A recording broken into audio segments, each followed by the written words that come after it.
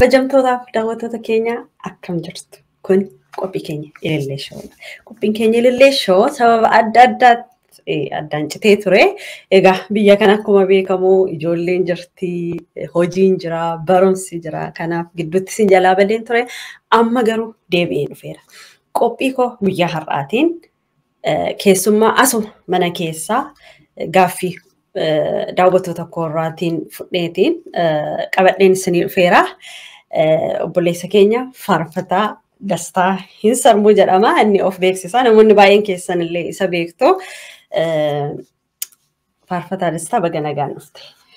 Warri Ilillee Shoos baga nagaan eegdanii affeerraa keessanii guyyaa lammaffaaf galatoomaa. Egaa har'a daawwattoota keenya akkuma isinirraa koomentiin fudheen waa'ee faarfannaa haasofnaa jechuudha. Obboleessa keenya wajjin Faarfataa Dastaa faarfannaan maali? Akka faarfataattis akkasumas immoo akka teolojiyaaniitti faarfannaan maali? Eenyutus faarfataa ta'uu danda'a? Eenyutu faarfachuu danda'a? Baay'ee galatoomii harmee beekaa gaaffii kanaafi egaa namooti baay'een hin gaafatu faarfannaan maalidhaa? Namattamiitu faarfataa? Namni hundumtuu faarfataa ta'uu hin danda'aayii? Faarfannaa Waaqayyootu kennamoo humaa argatu eessaa dhufaa waan jedhu kana namni hedduun hin gaafata. Akka sagalee Waaqayyoo irra jirutti egaa faarfannaan kan Waaqayyo akka ittiin galateeffamuuf Waaqayyo akka ittiin jajamuuf duruma yeroo seexanni ergamaa isa qulqullaa'aa sana turetti ergamaa ifaa ergamaa isa qulqulluu sana yeroo turetti akka sagalee Waaqayyoo irraa arginutti dipaartimentii muuziqaa yookaan achi immoo dipaartimentii faarfannaa kanaa kan hoogganu ergamaa seexana jedhamu ture. Amma gaa'eddii darbatame tarii sirbatti geeddarate ta'uu danda'a. Amma sirba ho'isaa jira biyya lafaarraa. Kanaaf ergamaan inni ifaa ergamaan inni qulqulluun kun dur yeroo ergamaa Waaqayyoo isa qulqulluu turetti dipaartimentii faarfannaa hooggana ture. Kun sagalee Waaqayyoo irratti argine irraa. Amma immoo dipaartimentii muuziqaa kan music industry kan biyya lafaa kanaa kan hoogganu isadha. Egaa dipaartimentii dhuma geeddarate jechuudha. Kanaaf namoonni tokko tokkos akkuma ergamaa kufe kanaa gaafa faarfannaa irraa kufan sirba sirbuutti ka'u jechuudha. Itti fakkaata walitti dhufa. Sagalee Waaqayyoo keessaa namni yeroo jalqabaa muuziqaa waa'ee hiinti muuziqaa kana biratti arginu nama Yuubaal jedhamudha. Nama seera uumamaa keessatti argamu. Egaa faarfannaan kan Waaqayyo ittiin galateeffamu, kan Waaqayyo ittiin jajamu, kan moo'ichi ittiin labsamu, kan ittiin qalbii diddiirrannu, kan ittiin galateeffannu. Yoo immoo fakkeenya ammaa ergaa isaa keessatti Yaaqoobii kan gammadee faarfatu, kan gadde immoo haa kadhatudha. Kanaaf yeroo gammannu, yeroo moo'ichinuu ta'u, yeroo gargaarsa Waaqayyo biraa argannu akkuma Maariyaam fa'aa, akkuma Aaroon fa'aa, amma galaana diimaa ce'anii dibbee isaanii fuudhanii faarfannaa faarfachuutti ka'an. Kanaaf faarfannaan gammachuudha, galateeffannaadha, Waaqayyoon jajachuudha. Kanaaf faarfannaan inni sirriin inni sagalee Waaqayyoo irraa arginu gabaabaadhumatti akka kanaa eenyutu faarfachuu danda'a waan jedhuuf immoo nama Waaqayyo akka faarfataa ta'uuf kennaa faarfannaa kana isaaf kennetu faarfannaa faarfachuu danda'a. Yookaan achi immoo nama amma tokko tokko gaaffii wal fakkaatu gaaffii keemmaa kanaa akka wal fakkaatu namoonni gaafatan jiru. Sirbitoonni takkaadhumatti sirbituu keessaa gooftaa fudhataniitu torbanuma isaatti faarfannaa baasu. Waanuma sagalee bareedaa qabanii fi faarfataa ta'uu jedhanii namoonni gaafatan jiru. Akka ilaalcha kootti namni kamiyyuu Waaqayyoon yoo faarfate cubbuun qabu. Cubbuudha hin jedhu rakkina qabu. Maaliif amantoonni faarfatu. Yegiddatti faarfannaa faarfachuudhaa fi zammaarii ta'uu iyyuu hin qabdu. Maaliif amma fakkeenyaa fi hundumti keenya amma gaafa addunyaan isheen amma irra jiraannu kun goolabamtu waaqni kunii fi lafti kun darbanii waaqni haaraan lafti haaraan yommuu dhufan hundumti keenya kun warri karaa Kiristoos fayyina kun gara teessoo Waaqayyootti gaafa ol godaannu hundumtuu faarfanna. Amma mootummaa Waaqayyoo keessatti gaafa guyyaa dhumaatti qeesii hin qabnu, wangeelaawii hin qabnu, piroofeeta, apoostiil, maan of gaadiin hin jiru. Lisaaniin sirkii keen argaa maaloo kee maqaa keen argaa hin jiru achi. Faarfachuu duwwaadha achi. Kanaafuu Maatu kultuura. Faarfachuun cubbuun qabu. Garuu immoo faarfannaa barreessu, faarfannaa qopheessu nama hundumatu danda'a miti. Maaliif sagalee Waaqayyoo irras argineerra faarfattoonni jiru, lallabdoonni jiru, kwaariin garii waaqeffannaa jiru. Sigalee bara Iyyaasuu fa'aa fakkeenyaaf namoonni ni kaan taabota baate, ni kaan immoo faarfannaadhaan dura adeemu Yordaanusii lamatti hirama ture. Kanaaf kennaan faarfannaa kuni akkuma amma fakkeenyaaf Phaawulos fa'aa Siilaas fa'aa mana hidhaa keessaa በዜማ እግዚአብሔርን ያመሰግኑ ነበር ጀዳ አፋን ኦሮሞቲን ሰገሌዳን ዮከናችሞ ሙዚቃዳን ከተኡሳት ፋርፈናዳን ዋቀዮን እንጀጀቱ ቱሬ ጀዳ ኡቱሳን ፋርፈናዳን ዋቀዮን ዋቀፈተኒ ኡቱሳን ፋርፈናዳን ዋቀዮን ገለቴፈተኒ ሂዳን ሳኒን ጭረን ማን ሂዳ ሁንዴ ማን ሂዳ ይራፈመ በልበሎን ሁንዱትኑ ጉባዳ አመጎዳቲን በነመን Sigale ramiti peeni isaanii immoo irraanfatan. Silaas sibiilaan hidhamanii jiru dhukkubbii qabaa. Peeni isaanii hin dagatanii, hidhaan hin ciramee, laftiin socho'ee, balballi hin banamee, lubbuu haaraan diidaa Waaqayyoon fudhatee, eegduun mana hidhaa sun Waaqayyoon amanee. Kana faarfannaan tajaajilli faarfannaa yookiin ayyaanni faarfannaa akkuma isa lallabaa, akkuma isa raajii dubbachuu, akkuma isa kamiyyuu namoonni ittiin gooftaa fudhatu, kennaa Waaqayyoo biraa fudhatu, namoonni ittiin gooftaa fudhatu, hidhaan ittiin hin hiikamaa. Dhukkubsataan ittiin hin fayyaa wanti kennaa ayyaana raajiitiin ta'u kan faarfannaadhaan hin taane homtuu jiru. Wanti kennaa nama wangeela lallabuutiin ta'u wanti faarfannaan immoo hin taane hin jiru. Maaliif akkuma sagalee Waaqayyoo irraa dubbisnu hafuurri tokkuma. Kennaan isaa immoo gargari jedha. Kanaaf egaa Yesuus Kiristoos inni faarfannaa kee haa xinnaatee inni lallaba keessaa guddatee wanti dhufu hin jiru. Tokkichuma. Kanaaf gabaabsinee dhuma yoo dubbanne faarfannaan isa kanadha kennaa ayyaanaatti kennaa Waaqayyoo kennuudha namoonni kennaa kana qaban hin faarfatu yoo namoonni kennaa kana qaban akkuma gartee Phaawulos fa'aa hawaariyaatiidha sigalee ergamootadha malee faarfattoota yoo turre garuu maal godhan faarfannaadhuma namni kan biraan barreessee maal godhan hin faarfatan sigalee Phaawulos mazmurii hin qabu Siilaas mazmurii hin qabu garuu faarfannaa guyyaa sana Phaawulosiif Siilaas faarfatan yookiin kooti Bara sana turtemo. Beekamtaati nama loltu laayyuu. Sagalee Waaqayyoo baadha beektaa. Elaa isin yaa toloota nanaan jedhaa jedhe gooftaa Yesuus. Otuu Waaqniif lafti hin uumamiin dura gara isa isiniif qophaa'ee mootummaa abbaa keessanitti koottaa galaan jedhaa jedhaan amma Waaqayyoo kan na beekunaan dhibbeente ta'ee iddiin zammaari ta'ee miti. Durumaan dursee yaada isaa keessan turean faarfannaa tsaafaan ture durumaa akka akeeka Waaqayyootti. Kanaaf Phaawulos bara sana ofumaa namni odeessa malee zammareetu hundeen lafaa socho'ee jechaadha. Ta'uu danda'a. Kanaaf faarfannaa kana. Ta'uu dhugaa ibsa bal'aa nuu kenniteetta faarfannaa. Faarfannaa maalii faarfataanis eenyu isa jedhu irratti. Akkuma amma atuu jettee akka sagalee Waaqayyoo nutti himutti Phaawulosiif Siilaas mana hidhaa keessa taa'anii otoo faarfatanii hidhaan isaanii cirame manni hidhaallee babbaname socho'e hundeen mana hidhaa. Faarfannaan yeroo amma faarfatamaa jiru akka namoonni baay'een kiristaanonni baay'een waa'ee faarfannaa irratti gaaffii baay'ee qabu. Isa keessaa faarfannaan bara ammaa faarfannaan hin jiru bara ammaa sirbatti jijjiirameera. Sirba ta'eera. Nama hin tuqu hafuurri Waaqayyoo keessa hin jiru. Bara durii amma faarfannoonni dhugumayyuu dubbachuuf ani mataan koyyuu seensi nan godha faarfannaa baay'ee jechuudha. Faarfannoonni bara durii baay'ee si tuqu hafuura qulqulluutiin si guutu akkati jilbeeffattu si godhu hin boossaa otoo dhaggeeffattu. Faarfannoonni bara ammaa bahaa jiran garuu baay'een isaanii waan akkasii of keessaa hin qaban. Baay'een isaa jechuudha. Namoonni baay'ee kiristaanonni baay'ees kana yeroo baay'ee kompileen godhu. Akkas ta'aa jira faarfannaanni amma akkuma bara durii Phaawulosiif Siilaas kun yeroo faarfatanii san mana hidhaa hiiku. Xixinnoo taane immoo faarfannaan yeroo faarfatamu seexanni hin iyya ture. Dhukkubsataan hin fayya ture. Waan baay'ee argaa guddan. Ani mataan koyyuu. Faarfannaanni amma bara kana bahaa jiru waan akkasii gochaa jira argaa jirra. Maal jetta kana irratti?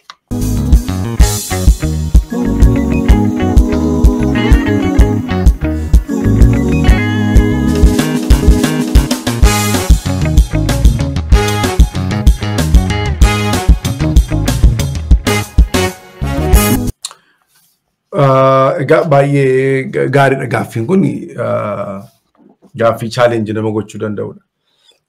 Garuu immoo it depends. Amma fakkeenyaaf yeroo nun keessa jirru kun bara dhumaati.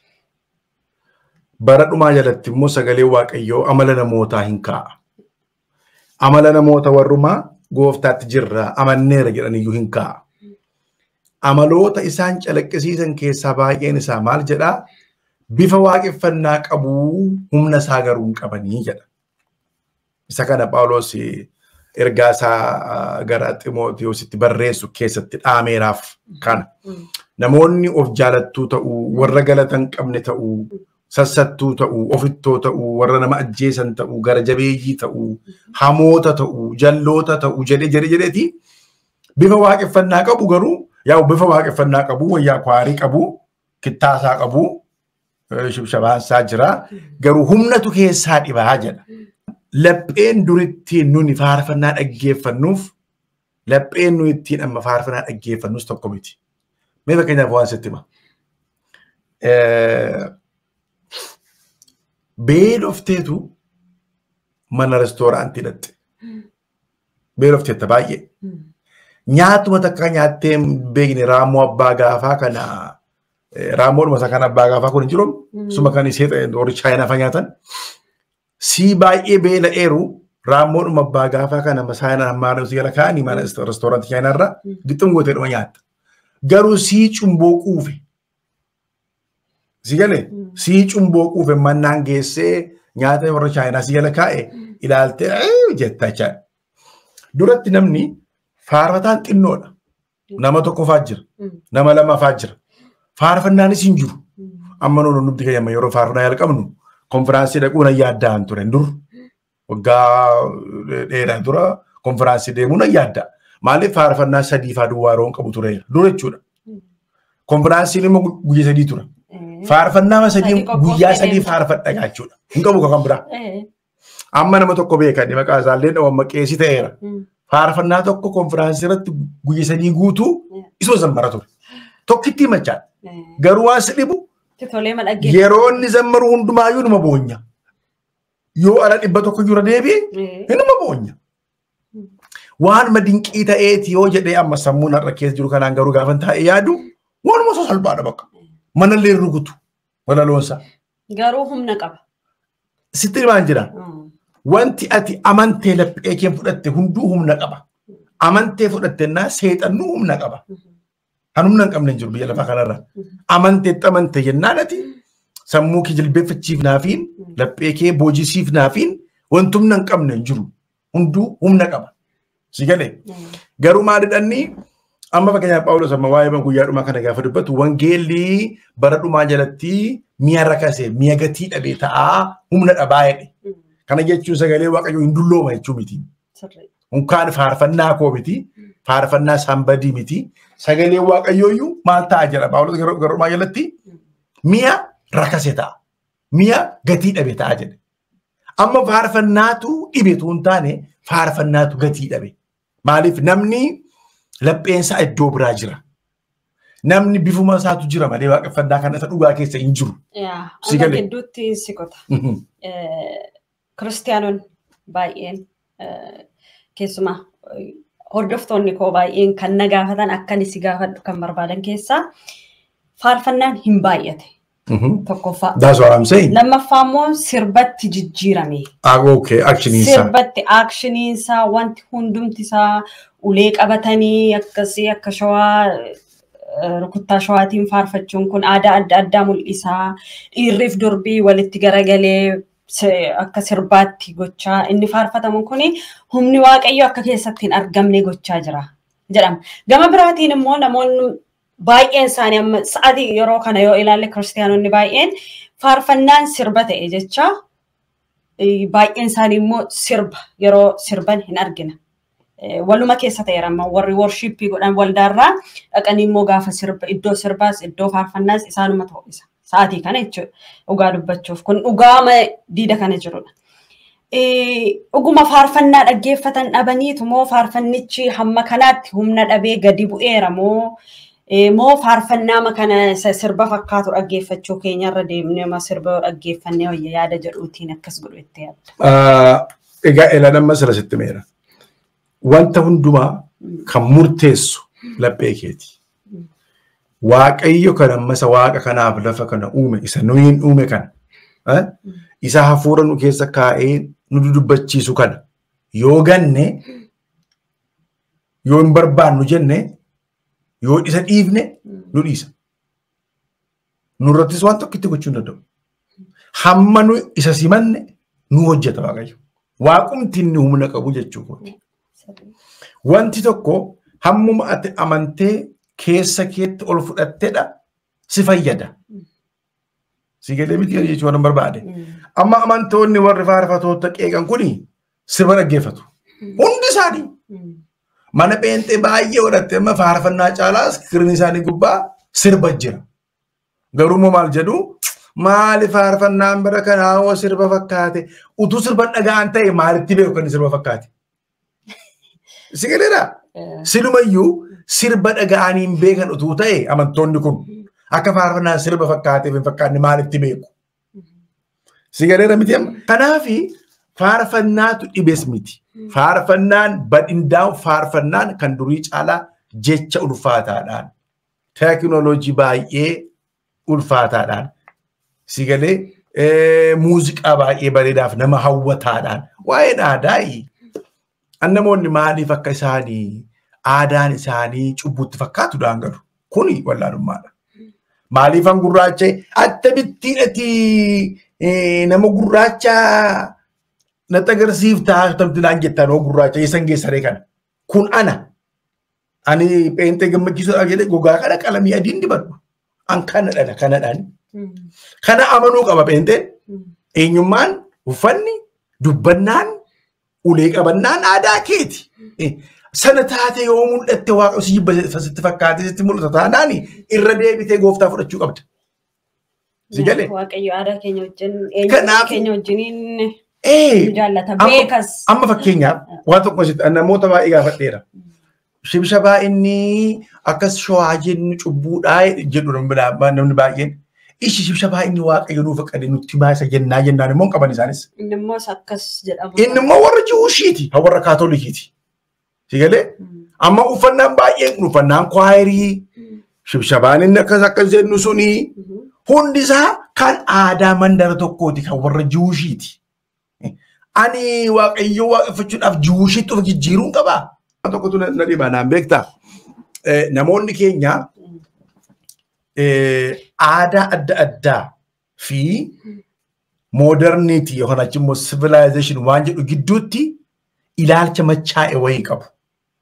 Modernitii jechuun yookaan achimmoo civilization jechuun yookiin afaan keenyaan immoo qaroomina jechuun dastaan uffannaa aadaa Oromoo lafa dhaqee uffannaa Jarmanii wayii uffachuu jechuu miti. Namoonni akkatti yaadan jiru. Kuni hinan qaroome otoo hin taane nama maalan ta'ee nan budoome ofitti. Kan koogateen kan Oromaa leellise. Indaa'um nan doofome. Innaa amma fakkeenyaaf shibshabaa biyya lafaarra hin jirre kan akkasidha sirriin Yesuus akkatti shabashabaanuun hin jenne. Wangeelli akka jedhu hin jiru. Kiraayiteriiyaan nu taa'eeru hin jiru. Maal jedha macaafni? Qooqa garagaraatiin faarfannaa galataanis weedduu hafuuraanis waaqayyoon galateeffadhaan jedha. Maaliin qooqa garagaraan faarfannaa galataan weedduu hafuuraan qooqa garagaraa jechuun maal jechuudha? Oromoon afaan Oromoosaan, Jaappaan Jaappaaninnyaan, Chaayinaan Chaayininyaan, Filiippiinoon afaan Filiippiinsiisan, Laatiinoon Laatiinoodhaan afaan garagaraan isa dubbachuu dandeessanii waaqayyoof galata fidaa. Amma fakkeenyaaf amma hojii ergamootaa boqonnaa lamarratti lisaanii dubbatan argamu ni jenna miti. Lisaanichi maali? Afaan namaatii bar. Guyyaa sana magaalaa biyya ta'e tokko. Afaan biyyoota namaa lafarraati. Waan si dhibu amma ergamoonni guyyaa sana egaa Phexrosa gaafa sana afaan haaraa haasa'anii Phexros fa'aan beekan amma namoota Galiilaa fa'a isaa nama miti amma Phexrosa kun garuu afaan isaan haasa'an Jarmaninyaa fa'aa ture. Afaan Oromoo fa'aa ture.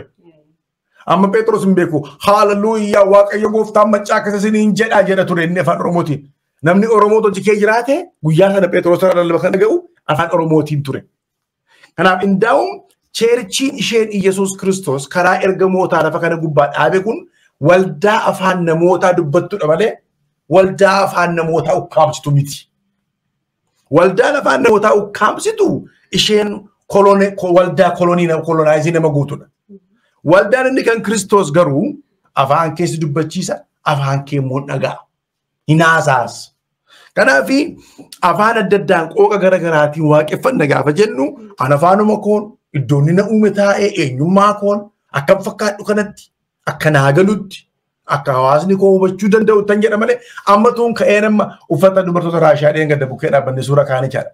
Isa uffannee manaafsi kaanee too shabalala jennee manuu gaa Oromoon hin galuuf garuu wanda bookee uffattee ani surree gosa kofoo koo uffadhee dhaabbannee afaan Oromoon yoo faarfanne saba keenyaaf hin galamoo hin galu.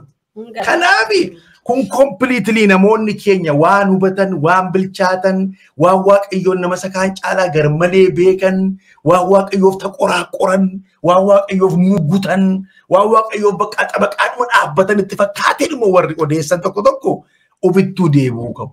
Isaanuu of baruu qabu malee. Kanaafiyyuu aadaa ofiitiin, afaan ofiitiin waaqayyoon waaqeffachuun cubbuu hin qabu. Isa barbaada waaqayyooyyuu malee. Sirrii miti sirba keessatti maleesaa. Faarfannaa keessatti waan akkasii maaliif uleemti maaliif faarfannaa keessa gala namoonni jedhan jiru. Awwaan hin jedhu Museen ulee baachaa ba'e miti yoo miti uleen Musee galaana kute jennee lallabnaa ulee cubbuu maaltu godhe uleen tiksituu qabata Oromoon immoo tikfatteedha. Walumaa galatti uleen suni aadaa sana wajjin aadaa Oromooti bakka aadaa kan biraa maali qaba uleen suni ulee sana xinqolaan hin jiru. Taatuun hin jiru. Ulee caakkaadhaa muranne harooressa. Isa immoo waaqatu nuu biqishe. Maaltu cubbuu godhe gaa? Amma argitee miti namni keenya sitti meedhaa bara. Namni keenya waan xiqqoo tokko hubateetu waan hundumaa baree waan fixe of godha. Akkas hin ta'u. Sammuu isaa qollofeetu immoo iddoodhuma tokko maraan martoo naanna'aa oola. Garuutu achi xiqqoo ishee miila isaa fuudhee wanti amma gaaffiitti ta'u kun gaaffiitti hin ta'u. Hin hubata wanta ta'eef.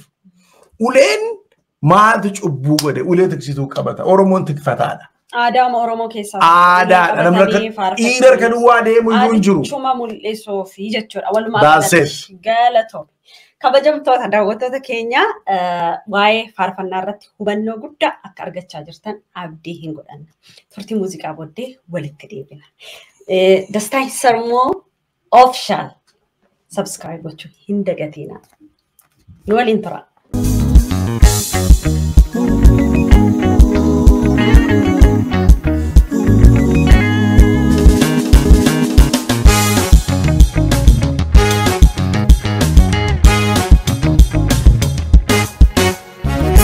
Kabajamtoota daawwattoota keenya deebinee dhufneerra waa'ee faarfannaa irratti haasaa gochaa jirra. Faarfataa Dastaa Sarmoo wajjiniin inni biraa gaaffiin koo faarfannaan bara ammaa bahaa jiru humna hin qabu isa jedhu irratti dabalatee waanuma akka sirbaamaa waanuma ho'aa waan akka cikcikkaa kana shawaa kana maalii duwwaa ta'e malee faarfannaan qalbii jijjiirrannaa hin jiru. Faarfannaan gara waaqayyootti deebi'u kan kadhataa kuni dhibeera waa'ee dhufaatii Kiristoos kan himu hin jiru. Waa'ee min guddattaa darbitaa maalii ta'eera galata duwwaa ta'e warri jedhan jiru. Kanarratti yaada qabda. Sila sitti meera ergaa Yaaqoob irraa kaasee kan gammade maal godhu haa faarfatu. Kanii gaddee haa kadhatu jedha miti. Phaawulos immoo sila sitti meera ergaa isaa keessatti yeroo barreessu qooqa garaagaraa faarfannaa galataa weedduu hafuuraa jedha. Walharkaa fuudhaati jedha. Waaqayyoof galata fidaa jedha miti. Phexros immoo ergaa isaa keessatti nuni qoomoo fo'amaadha luboota mana mootummaa sanyii warra dhuunfaa waaqayyooti gaarummaa isaa akka dubbannuu fi dukkana limixii keessaa gara ifa dinqisiisatti waamamneerraa jedha. Maal isaa dubbachuuf? Gaarummaa isaa. Lakki nu boosisaa, nu gaddisiisaa malee, nu utaalchisiinaa, gaarummaa isaa nutti himiinaa waaqayyoon nutti hamadhaa. Pheenxonni jedhanii suusiidhuma hamanii qabu yoo ta'e malee waaqayyoon galateeffachuun daam namoota nuu zammaran qabaachuu waan dinqii. Garuu inni akkuma jirutti ta'ee hir'ateera faarfannaan dhugaa dubbachuuf faarfannaan hundumtuu galatuma sa'aatiin kun otoo dubbannu dhugaa dubbachuu jechuudha. Sa'aatii itti nuti qalbii diddeerrannudha kan ta'uu qabu iyyuu. Haalli biyya keenya keessaas haalli addunyaatti akkuma addunyaatti jiru iyyuu namoonni gara Kiristoositti akka deebi'an kan godhu ta'uu qaba faarfannaan. Isa na dhugaa. Hinafe amma completely amma hafe maaliif akkanatti fakkaatutti faarfattoonni sodaa qabu. Namoonni baay'een hin dhaggeeffatan. Faarfannaa isa slow kana waan akka jira mitiire chikchikkaa kana jaallata namni baay'een. Kanaaf sodaataniitu natti fakkaatan isaanii waan akkasii baay'inaan faarfatan maaliif hin jiru faarfannaan suuta jedhee haa daddafu iyyuu rakkoo hin qabu garuu faarfannaamti qalbii jijjiirannaa maaliif bade sa'aatii kana hin jiru. Egaa amma argitee isaan nan qoodadhaanis jechuun isaanii completely wanti godhamaa jiru guutuudha mudaan qabu hin jenneen. Faarfannaa duwwaa miti. Lallabnuu mudaa qaba amma. Raajummaanuu mudaa qaba. Innis guyyaa biraatti deebina waa'ee raajummaaf waa'ee lallabaa amma garuu waa'ee faarfannaa keessa jiru. Jechuun egaa baruma keessa jirru kana warumatti qabne gaafa dubbannu gaafa hubannu yeroon nu keessa jirru kuni yeroo namoonni itti waan dhugaa dhaga'uu barbaadan waan dhugaa dhaga'uudhaaf simannaa qaban miti. Waan gurruma isaaniitti toluu dhaga'uu barbaadu namoonni. Namni keessa immoo rakkina qaba. Yoo ati faarfannaa qalbii diddiirannaa faarfatte maali boosii seenu fixee siin jedhu. Yoo ati immoo faarfannaa galateeffannaa faarfatte maalu taala kuni nuni boo'icharra jirraa siin jedha. Namni keenya jaajimantaadha. Siin xumura. Haa ta'u garuu faarfattoonni akka sagalee waaqayyootti yoo gulaalle faarfannaa isaan amantootaaf yookiin waldaa kiristaanaaf akka waldaan kiristaanaa ittirraa baratuuf itti waaqayyoon jajatuuf ittiin yaada garaa isaa geeddaratuuf ittiin hafuura isaa dammaqfatee gara waaqayyootti siquuf faarfannaan dhiyaataa jiru guutuudhamu jechuus miti. Hanqinni jira. Hanqina jiru keessaa tokkoon sitti hima. Inni tokko ergaa sagalee waaqayyoo dubbachuu irratti hanqinni guddaatu jira. Silaa faarfannaan taammirii kan biraan qabu. Waama sagalee waaqayyoo kanarra jiru waama waaqayyoo kanaa sagalee namni jedhee waa jireenya amantootaa waa'ee hariiroo amantootaaf waaqayyoo gidduu jiru waan kuma tole dubbate waa'ee qalbii diddiirrachuu ta'uu danda'a galateeffannaa ta'uu danda'a jajannaa ta'uu danda'a moo'icha. Faarfannaadhaan wanta itti hin dhaabne wanta itti hin dubbanne wanta itti hin dabarsine homtuun jiru. Sana hundumaa keessatti ergaa guutuu qabatee dhuma dhufaa jira jechaan jiru hanqina qaba. Garuu amantoonnis immoo akka waanuma tokkoyyuu hin jirreettis lakkaa'uun isaanii sirrii miti. Amantoonni yeroo faarfatan amantoonni kun maal barbaadu isa jedhu faarfachuu qabu moo ergaa waaqayyoorraa fudhataniitu wanta ergaa ta'uu qabu wanta namootatti himamuu qabu faarfachuu. Dhugaadhuma sitti muuf akkuma atuu beektu na wajjin jiraattee waggaa 10 ol aan namni diida kanaa maalirraa dhaga'uu barbaadaa jedhee faarfannaa barreessee hin beeku. Faarfannaa kan kennu waaqayyoodha. Faarfannaa kan namaa kennu fuula waaqayyooti. Yeroo faarfannaan gara koo dhufu immoo yeroo faarfannaan gara koo dhufu immoo namni isa dhaga'uu hin barbaanne baay'ee faarfadheeran. Garuu I didn't care. Maaliifi namoo fedhii namoo reestooraantii miti an.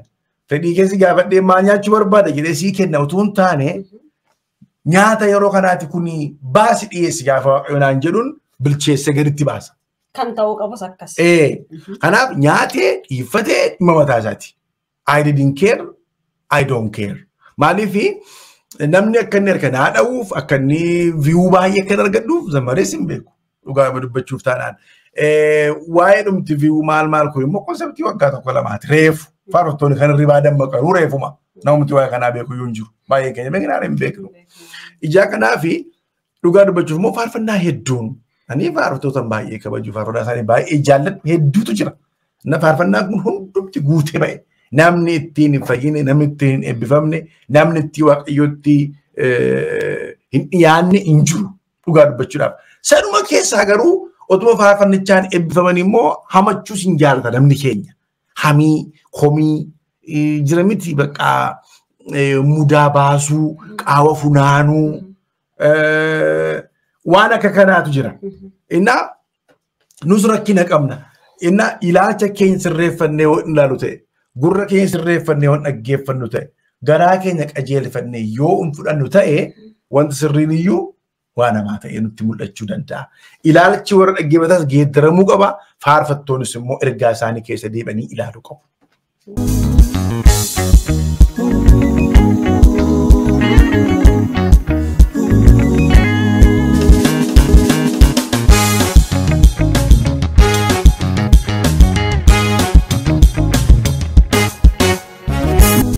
baay'ee galatoomii dhugaa ibsa addaa nuu kennaa jirta faarfannaa irratti dhaggeeffattoonni keenyas barumsa guddaa akka argachaa jirtan abdii hin godhanna. Gara faarfannaa jechuun gara faarfattoota afaan Oromootti ni siinfida.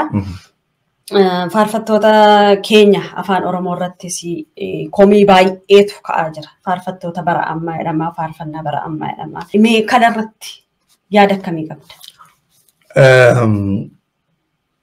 Egaani amma faarfattoonni si'ana faarfannaa barreessanii akka namoota warra durdurii like akka warra akka Tafarii Aangoosee faa, Febanittaanaa faa, Ababaayee Hundee faa, Girmaa Qaxxisee faa warra jennu Gammachuu Sarbeessaa faa warra Oromoo keessaa warra durdurii sitti maa jira. Isaan sun bara faarfannaa faarfatanii waldaan kennaa faarfannaatu sirra jira gurbaa koottuu jedhu hin kadhatuu fi faarfannaa kee fidi jedhu faarfannaan kee dubbifama akka sagalee waaqayyooti isaan surdi godhama hin ilaalamaa faarfannaa sirriidha jedhame yoo xamaname waldaa kiristaanaatu baasii mataa isheetiin dhaqee maxxansiisaa namichi sin gurguratu fideema waldaaf kenna. Then waldaan kiristaanaa immoo faarfattoota kana waa'ee jireenya foonii isaanii, jireenya hafuuraa isaanii responsibility fudhatti. Bira dhaabbatti fuudhuu qabu yoo ta'e yoo gaa'elaaf ga'an hin fuusifti horii mataa isheen waldaan mana baafti qallabalaattiif hamma of danda'anitti jechuu kooti. Dur akkasi. Amma gaa faarfattoonni baay'inaan si'ana faarfannaa barreessan yaangiidha. Baay'ee ijoollee yaangiidha. Tiineejarii fa'i. Umuriin tiineejarii kun immoo umurii balaafamaadha. Umurii baay'ee cimaadha.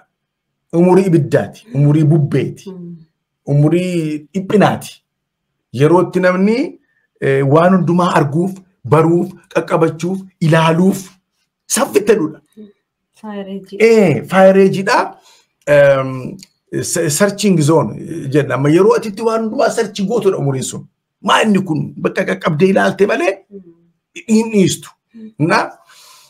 Ijoollee kana silaa waldaa kiristaanaatu halaafinnatii fudhatee ofitti qabee miseensummaa kennee fi barsiisee gorsee carraa waldaa kiristaanaa keessa jiru risoorsii waldaan qabdu hundumaa isaan gubbaatti investi godhee gaa'ela qabaju waa'ee gaa'ilaa, waa'ee jireenyaa, waa'ee tajaajilaa si galee miti waa'ee boor hegeree isaanii kana umuriin isaanii cimaa wanta ta'ee fi itti gaafatamummaa fudhatee barsiisee gatii itti baasee ijoollee kana mana waaqayyoo keessatti eeguun kanarra ture waldaa kiristaanaati. Amma baay'ee isaanii waldaayyuu qabani. Biyyuma ta'e tokkooti ka'ee dhufee Finfinnee galaa ijoollee wayii wajjin wal qabatee dhuma dabbaalii kutaa wayiitti galuu faarfannaa manta xalaa zeemaa ta'uu gadhiifataa bakka konfiraansii na fudhadhaa deemaamee hongeelaa jedhaa jaa maal piliis jedhaa jaa fudhatanii adeemu. Akkuma faarotaa wanti maqaa tokkotti laxafamaa mucaan garaa isaa harka saboota. Egaa ijoolleen kun immoo gaafa ilaalan maqaan kun furr godhanii faarfataa baluu jedhaniiru. Mucaan waan nyaatee buluun qabu. Taappelatti dha'aniiru. Gatii kanaa ijoolleen kun wayyaa mirxii uffachuu barbaadu. Yegiddii bakka jarbi caammaa huddii kaachuu wanta qabanitti fakkaata. Kunis gogummaadha. Konseptii isaanii ittiin hubatantu sirrii miti. Kanarraa kan ka'ee boroota adda addaa biyya Arabaa kana biyya asii gara Westerni kana jiraatanitti babarreessuun sin fuudhaa gaa'ela godhanna jechuun nama 5 nama 10 irraa fandii banatanii ittiin jiraachuutti ka'uu jechaadha. Inni isaan godhan sun completely it is wrong. Kun sirrii miti. Kuni raawwatee dogoggora guddaadha. Garuu immoo jarri kun to'annaa qaban. Abbaa qaban. Abbaa hafuuraa qaban. Instituushinii keessatti to'ataman hin qaban. Meedaama jiru. Si galee miti. Kanaaf si jammar utuu abbaa godhatanii utuu iddoo godhatanii adireesii utuu qabaatanii iddoo maaliif yoo balleessan iddoo dhaqxee isaan gaafattu. Yoo waan gaarii godhan immoo iddoo dhaqxeetti appirisheet gootu yoo adireesii baay'ee qaban. Feesbuukii ta'eera adireesii. Wanta tokkotti dabalee kanan kaasuu barbaadu. Yeroon nuyi kee jirru kuni baay'ee yeroo ulfaataadha. Hariiroon waldaa kiristaanaaf mataa waldaa kiristaanaa isa ta'e gooftaa keenya gidduu jiru baay'ee babbadeera. Waldaan Kiristoos wajjin hariiroo hin qabdu. Mootummaa afaan hariiroo qabdi. Caasaalee adda addaa biyya alaa kanaa birrii ergufaan hariiroo qabdi. Dhaabbilee misoomaa adda addaa gargaarsa adda addaa wajjin hariiroo qabdi. Mataa ishee isa ta'e gooftaa duuka garuu hariiroo hin qabdu. Kanaaf namni fookasii ishee miti waldaan. Fookasiin ishee birrii, barcuma, miindaa, xurataa ofii eeggachuu kana ta'eera. Kanaaf waldaan abagalgaa'iin tokko jiraate du'ee waan sirrii godhee waan sirrii hin goone dhimma ishee miti. Maaliif hariiroon waldittii fi abbaa waldaa sanaa gidduu jiru diigameera already. Kanaaf tiksitoonni baay'eenis hattuudha malee tiksituu sirrii miti. Warra waa'ee lubbuu isaan dinqu miti. They don't care at all. Ijaa kana zeen maaltu taachi booda'oo hariiroon waldaa kiristaanaaf tajaajiltoota gidduu jirus by the same way diigamaadha. Yookaan achiin babbadaadha. Sirrii miti. Kanaaf hundumtuu waldaan karaa mataa ishee sokkiteetti. Agalgaawwan karaa mataa isaa irra deemu. Yesuus garuu karaa kan biraa jira. Si galee ijaa kana hundumtuu sirrachuu qabaa jedhee nan amana. Waldaan kiristaanaas isa gara mataa ishee ta'ee gara Kiristoositti deebi'uu qabdi.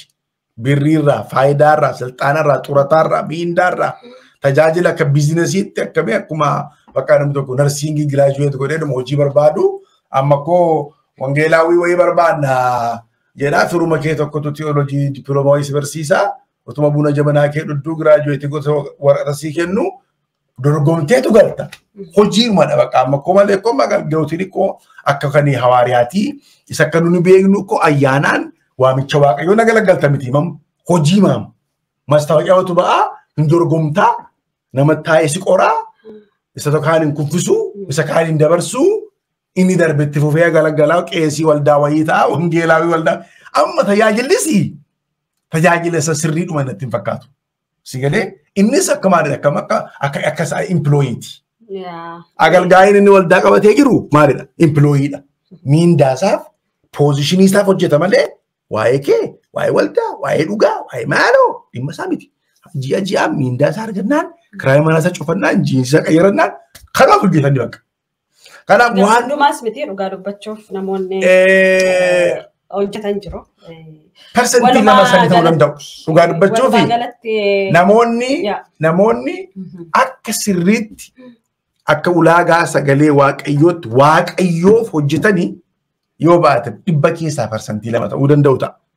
Garuu yeroo nun keessa jirru kun bara namni ofittoof sassataa of jaallataa ta'e keessa wanti argaa jirru behavioriin jiru kan mul'atu namni mataasaaf dhaabbata malee waaqayyoof namni dhaabbataa jirus hin jiru. Gaafa hamannaa garuu hunduma galagalee dhufa. Amantoonni samma mooraalittiin agalgaa'ii qeeqanii qabani. Tajaajilaanis immoo mooraalittiin amantoota qeequun qabu. Waldaan mooraalittiin agalgaa'ii qeeqtuun qabdu. Agalgaa'iinis mooraalittiin waldaa hundi isaa babbadeera. Furmaanni jiru hundumti keenya iyyuu gara isa mataanuuf ta'u gara Kiristoositti deebi'uun furmaatadha. Waaqayyo nu gargaaru. Furmaanni inni sirrii isa ammati jettee idduma faarfattoota kana keessaa otoo hin bahiin faarfattoonni baay'een akkuma ati jette faarfannaa qeenxeema tokko baasanii achi booddee biyya isaanii dhiisanii maal jedhanii waan qaban gurguranii gara magaalaa Finfinneetti godaanu. Baay'een isaanii achi jiraatu. Hojii immoo hin qaban. Keessumaa yeroo biyya tureen faarfattoota baay'eetti nan yaaddaa beeka sirriitti wal beekna. Cubbuu si atillee hin faarfatta hin hojjetta hin baratta. Keessumaa yeroo kee barumsa irratti dabarsiteetti. Otoo akkasiin gootu ta'e nu sitti neermuun ture. Otoo barumsan jaallattu ta'e otoo hojiin jaallattu ta'e waliyyuu hin beeknu ture. Garuu faarfattoonni baay'een yoo baratanis yoo eebbifaman illee hojiin hojjetan. taa'aniima guyyaatti konfiraansii konfiraansii deeman eeggatu. Iddoo deeman hin taa'anii caammaa isaanii iddoo deeman hin qabanii caammaa xaraksiisatanii magaala keessa naanna'aa oolu. Yeroo isaan kadhatanis yeroo isaan maal jedhanis hin argu dhugaa dubbachuuf. Faarfattoonni hojii hojjechuu hin qabanii. Barachuun isaaniin eeyyamamu hojjechuun isaanii maaliif hojjetanii hojii biraa hojjechaa yoo faarfatan rakkoo qaba. Jechuun dhuguma jechuun paartaayimii. Listen, hojjechuu isaaniitu cubbuu qaba otoo hin taane hojjechuu dhiisuu isaanii cubbuudha. Sagalee Waaqayyoo seera uumaa dhatti gaafa ilaaltu haasaadhuma Waaqayyoo Addaamii fi Hawwaanitti dubbate gaafa ilaaltu dafqii dafqa kee nyaadhuun kun ajaja sagalee Waaqayyooti. Seera kun. Harkin hojjenne nyaatiinii jedhe Phaawulos. Sigalee? Phaawulos tajaajila guddaadha miti? Gaaddidduu saafaatu nama fayyisa. Wayyaa saafaa kutee namatti ergee dhukkubataan ittiin fayya. Baay'ee hojjetaa beekamaadha. Garuu dunkaana hodha.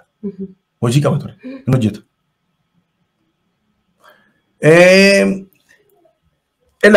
Wantichi akkamseeti amma akkaataadhuma itti nuni wangeela kana tajaajila kana hiikoo isaa fudhanne akka itti nuu gale konseptiin isaayyuu sirrii miti nu biratti. Babbadeera nu jalaa. Tajaajilaa jechuun yookiin hiyyeessa daalachaa kan kollittaan isaa xurii kan hin jiraan immoo irra yaa'u kan dhanni isaa immoo coramaa hiyyeessa kan nyaatu immoo waan hin qabne ta'uu qaba jedhee amana namni keenya. Kun sirrii miti. Inni kan biraan immoo tajaajilaan hubatti hin bu'u hordaa harkaan hin qabatu gad jedhee midhaan hin haamu hin daldalu. Ana yeroo tokko sitti meera yeroo baay'ee leestaasee koffalleera miti jedhee gaafa faaronna lakkoofsa tokkoffaa baasu kutaa sagalii kudhanii baradhaa. Ani itti fufee piripaaratorii barumsa dhannaan ammayyuun barataa jedhan. Maal jennaani ayyaana Waaqayyoo lafatti gattee as teessan jedhan. Naa galuu didi. Ani immoo faarfannaa kanan barreessu kilaasii bakee taa'e. Jennaan naa galuu didi maal jechuu keessa jennaan ati faarfataadha. Waaqayyo faarfataa godhe si dibeera.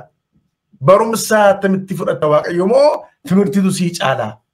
Ayyaana Waaqayyoo gattee. Namoonni tokko tokko immoo Waaqayyotu na deebisee.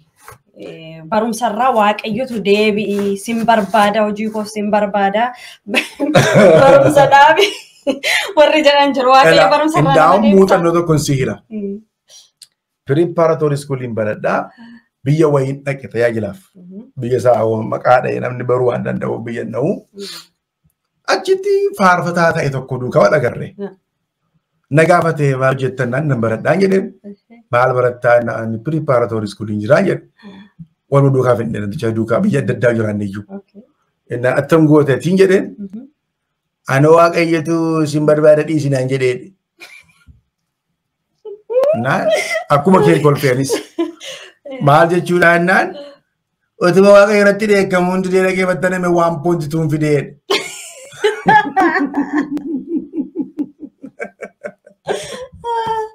Kana Waaqayyo deebiin jenne kaa warrumaa Timirti ministeerii ture. Waaqayyotu qoxoroo qormaata na kuufisee. Waaqayyo hin baratiin naan jedhee. Kanaaf si gaafadha. Hin baratiin naan jedhee. Maayyimii naa ta'e naan jedhee nama jedhu. Jechuun sagalee Waaqayyo maal beektaa? Lubbuun beekumsa malee jiraachuun gaarii miti jedha. Namni beekumsa hin qabne sirriiyyuu miti. Anyway hin gabaabsinaa. Haalli jiru baay'ee rakkisaadha naannoo keenya. Uummanni keenya hin amannu malee booddeetti afaadha baay'ee. Isa kanatu jira egaa dammaquu dhuma qabna. Baay'ee galatoomii. Egaa gaaffiin keessan baay'ee akkasaniif deebi'eeru abdii hin godhanna. Kanaafiyyuu faarfattoonni hojii hojjedhaa. Hojii hojjechuun rakkoo hin qabu. Hojii dhiisuutu rakkoo qaba malee. Keessumaa immoo otoo hojii mataa isaanii hojii dhuunfaa isaanii qabaatanii wanta ittiin bulan otoo qabaatanii nama biraallee isaan hin kajeelchisu wanta cubbuu adda addaa keessallee hin galan jedheen yaadaanis. Kanaaf iyyuu kabajamtoota daawwattoota keenya qophii keenya guyyaa har'aa kanumaan xumurraa yeroo keessaniif guddaa galatoomaa Dastaa Hin Sarmuu official subscribe gochuu hin dagatinaa yaada qabdan immoo koomentii jalatti share nuuf godhaa akkasumas immoo namoonni mudattee adda addaa qabdan nuquunnama karaa Facebookii keenyas akkasumas karaa YouTube keenya nuquunnamuu dandeessu. Waltajjiin keenyi banaadha saniin jechuu barbaanna. Qophii keenya guyyaa har'aa kanumaan xumurraa qophii keenya guyyaa biraatiin walitti deebinaa. Nagaan turaa.